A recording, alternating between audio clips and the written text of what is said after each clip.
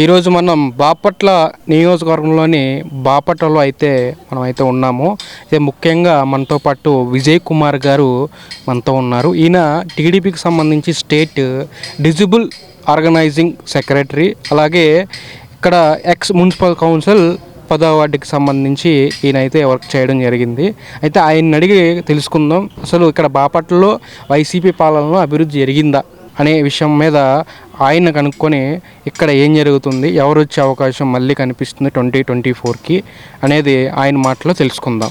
నమస్తే అండి. నమస్తే సార్.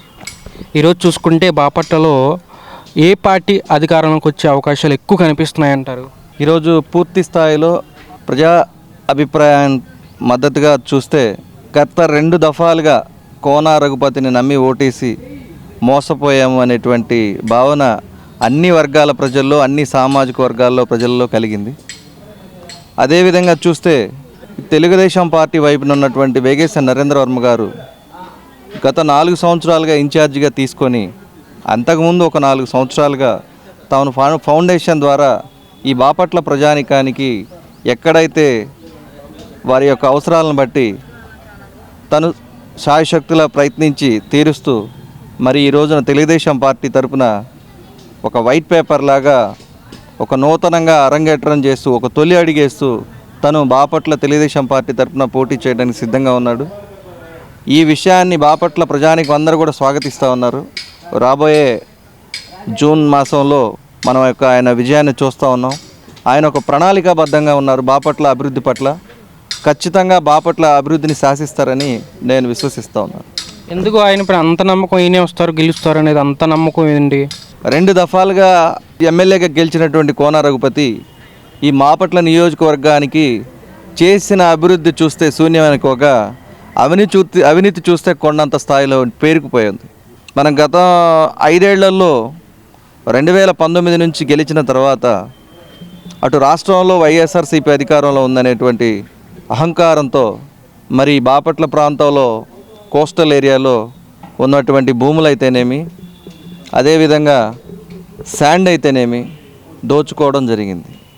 ఏ ఒక్క సామాన్య వర్గాల ప్రజలు కూడా ప్రభుత్వ కార్యాలయాల్లో లంచం లేకుండా పని జరగట్లేని పరిస్థితి ఏర్పడుతూ ఉంది. అటు చూడబోతే రెవెన్యూ కానీ, అటు చూడబోతే సబ్ రిజిస్టర్ కార్యాలయం కానీ, ఎవరన్నా రియల్ ఎస్టేట్ చేసుకొని ఒక వెంచర్ వేయాలంటే ఎకరానికి 10 లక్షల రూపాయలు ఆయనకి సుంకం కడితే తప్పితే అప్రూవల్ లేని పరిస్థితులు ఉన్నాయి. ఇలా చెప్పుకుంటూ పోతే కోకొల్లలు అవినీతికి హద్దే లేదు.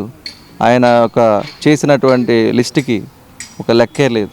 అందువల్లే ఈసారి వేగేష్ నగర్ వస్తారంటున్నారా? ఖచ్చితంగా ప్రజలు మార్పు కోరుకుంటున్నారు, ఒక ప్రత్యామ్నాయం కోరుకుంటున్నారు, ఒక మంచి వ్యక్తిని కోరుకుంటున్నారు, ఒక అభివృద్ధి దిశగా కోరుకుంటా ఉన్నారు. వీళ్ళ నాయకుడు చూడబోతే రాష్ట్రాన్ని అధోగతి పాలు పట్టించిన గతి మనం చూస్తూ ఉన్నాం. కూతవేట్లో ఉన్నటువంటి అమరావతిని నాశనం చేసిన పరిస్థితి చూస్తూ ఉన్నాం. రైతులని దిక్కుతోచిన పరిస్థితుల్లోకి నెట్టేసిన పరిస్థితిని చూస్తూ ఉన్నాం. రాష్ట్రంలో ఒక పరిశ్రమ లేదు, యువతకు భవిష్యత్తు లేదు, ఒక డిఎస్సి లేదు, ఒక మహిళలకు ఉపాధి లేదు. ఏ రంగంలో వీళ్ళు పురోభివృద్ధి సాధించారని మనం అనుకోవాలి. రాష్ట్రాన్ని అన్ని రకాలుగా నాశనం చేశారు. కాబట్టే ఈరోజు రాష్ట్ర ప్రజానికం మళ్ళీ చంద్రబాబు నాయుడు గారి నాయకత్వాన్ని రాష్ట్రంలో కోరుకుంటా ఉంది.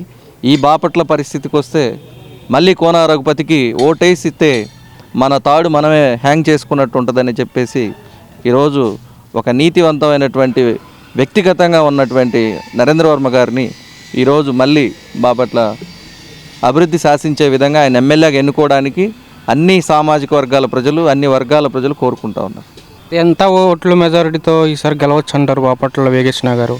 ప్రజాభిప్రాయం మేరకి మెజారిటీ ఆఫ్ ది పీపుల్ ఎవరైతే ఉన్నారో ఖచ్చితంగా ఆయనకి మంచి మెజారిటీ వస్తుందనేది స్పష్టం. ఆయన విజయం తథ్యం.